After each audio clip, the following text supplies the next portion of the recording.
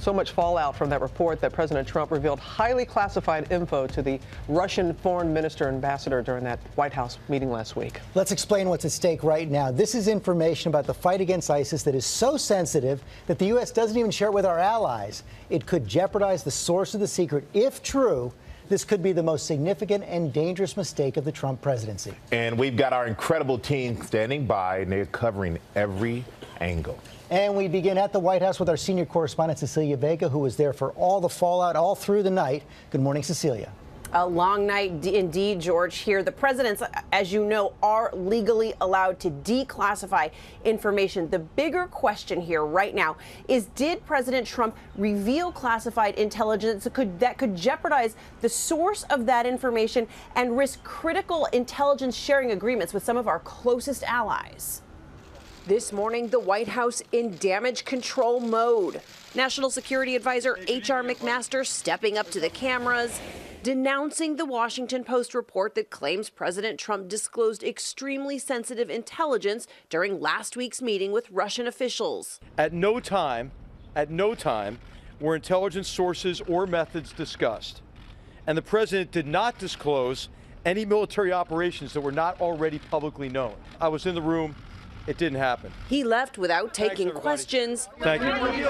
But McMaster did not directly address the key finding of that report, that the president shared highly classified information that could compromise a key source of intelligence on ISIS. The reverberations still being felt from that bombshell, that classified intelligence allegedly about an ISIS plot in Syria. The Post says it was given to the U.S. by a partner and is so sensitive that not even allies have access to it. The president reportedly boasting to the Russians about his briefings and inside knowledge. Aides were so concerned, the Post says they asked that the controversial portion be stricken from internal memos and for the full transcript to be limited to a small circle of recipients. Opponents pounced, pointing to then-candidate Trump on the campaign trail and his tough words about Hillary Clinton's handling of classified intelligence. In my administration, I'm going to enforce all laws concerning the protection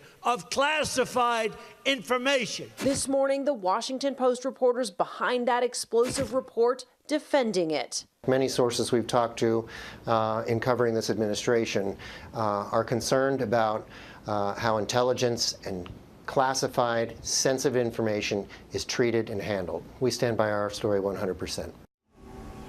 They are definitely standing by their story. Now, the timing of this report could not be worse for this administration. Of course, it falls on the heels of the White House's bungled firing of the FBI director. After this story broke here last night, we heard yelling behind closed doors here in this West Wing. Robin, this is a White House in chaos right now.